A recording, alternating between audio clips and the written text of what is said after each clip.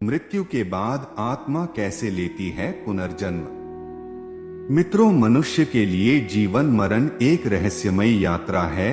ये किसी को भी पता नहीं होता कि शिशु का जन्म कब होगा या फिर किसी व्यक्ति की मृत्यु कब होगी।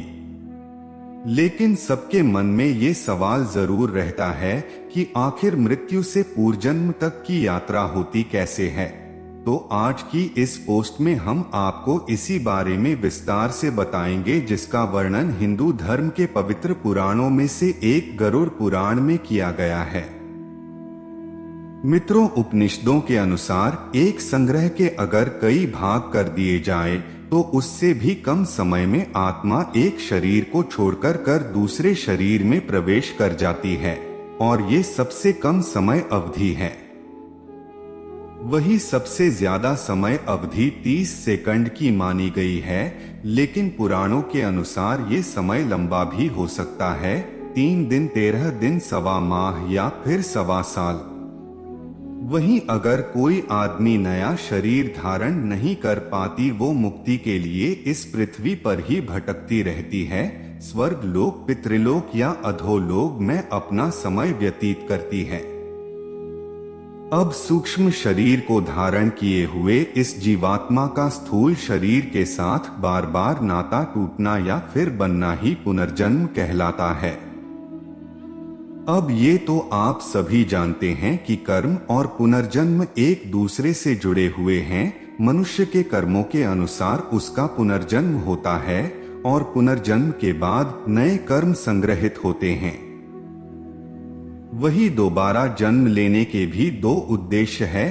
पहला ये कि व्यक्ति अपने जन्मों के कर्मों के फल का भोग करता है, जिससे वो उनसे स्वतंत्र हो जाता है, और दूसरा ये कि इन भोगों से अनुभूति प्राप्त करके नए जीवन में इनके सुधार का उपाय है, ताकि बार बार जन्म लेकर आत्मा विकास की तरफ बिना रुके बढ़ती जाए और आखिर में सभी अपने कर्मों द्वारा जीवन का श्रेय करके मुक्त अवस्था को प्राप्त हो। अब मित्रों, आपके मन में ये प्रश्न भी उठ रहा होगा कि पुनर्जन्म के बाद कौन सी योनि मिलती है। तो योनि में बात करें जातियों की, तो जातियां 4 प्रकार की होती है: वनस्पति जाति, पशु जाति, पक्षी जाति और मनुष्य जाति। कर्मों के अनुसार आत्मा जिस शरीर को प्राप्त होती है वही उसकी जाति कहलाती है। अगर कुछ अच्छे कर्म किए हो तो कम से कम मनुष्य से नीचे की जाति नहीं मिलती। अब मित्रों, यह भी जानते हैं कि किन कारणों के चलते।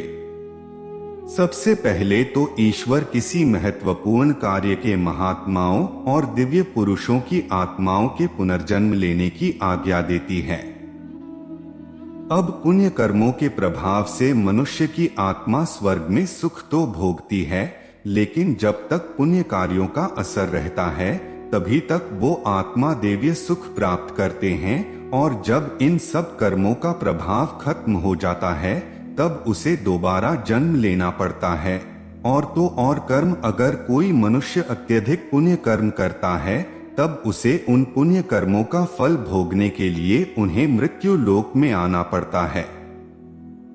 इसके अलावा जीवात्मा किसी से प्रतिशोध लेने के लिए पूर्ण जन्म लेती है। यदि किसी मनुष्य को धूर्त या फिर किसी दूसरी तरह से परेशान करके मार दिया जाए तब वह आत्मा अवश्य ही पुनर्जन्म लेती है। इसके अलावा अकाल मृत्यु होने पर या फिर अपूर्व साधना को पूरा करने के लिए आत्मा पुनर्जन्म लेती है। तो मित्रों, चलिए अब जानते हैं कि आखिर मृत्यु के बाद आत्मा जाती कहाँ है। बता दें कि गरुड़ पुराण के अनुसार मृत्यु के बाद आत्मा को यमदूत सिर्फ 24 घंटों के लिए ही यमलोक लेकर जाते हैं, और इन्हें 24 घंटों के दौरान आत्मा को उसके द्वारा किए गए सभी पाप और पुण्य का लेखा जोखा किया जाता है। इसके बाद उस आत्मा को फिर से वही छोड़ दिया जाता है जहां उसने अपने प्राणों का त्याग किया था। फिर जब उस आत्मा के धरती पर 13 दिन बीत जाते हैं तब उसे वापस यमलोक ले जाया जाता है। बता दें कि मृत्यु के बाद जीवात्मा को यमलोक के मार्ग कई तरह के बाधाओं का सामना करना पड़ता है और इन्हीं बाधाओं में से एक यमलोक के मार्ग में पड़ने वाली वैतरणी नदी है। मित्रों, ऐसा माना जाता है कि पुण्य आत्मा तो इस नदी को बड़ी ही आसानी से पार कर लेती है, लेकिन पापी आत्मा नदी में बुरी तरह प्रताड़ित की जाती है।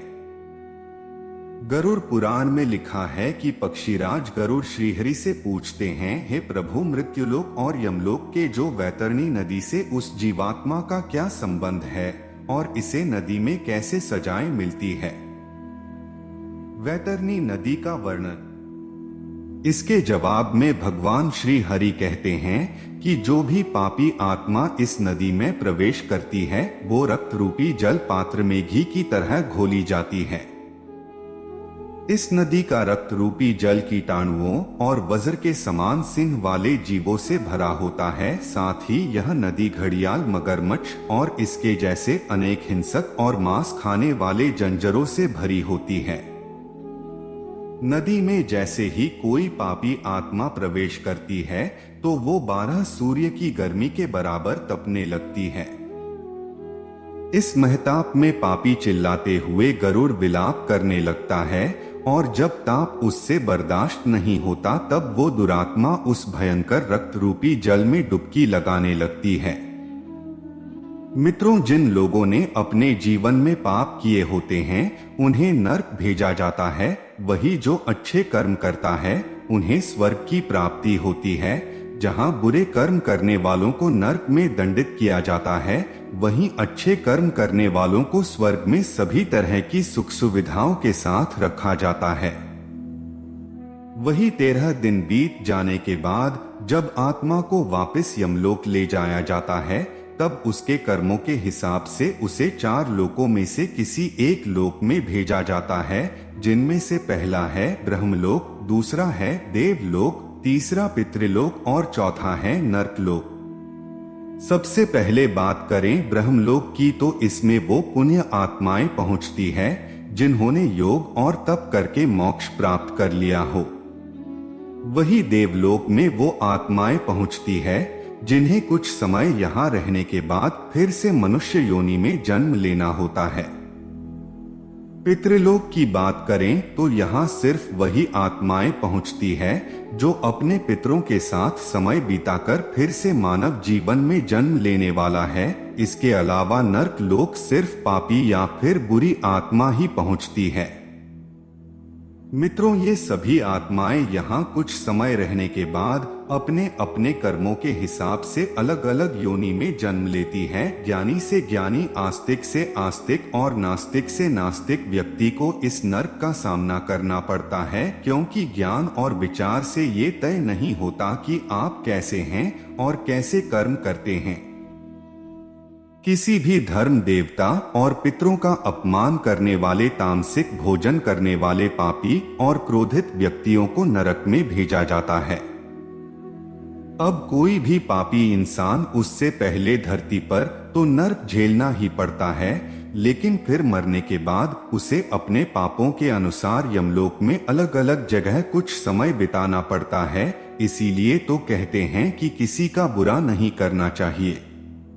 तो मित्रों, आज हमने जाना कि मृत्यु के बाद आत्मा कहाँ जाती है। अगर आपको यह जानकारी अच्छी लगी हो तो शेयर जरूर करें।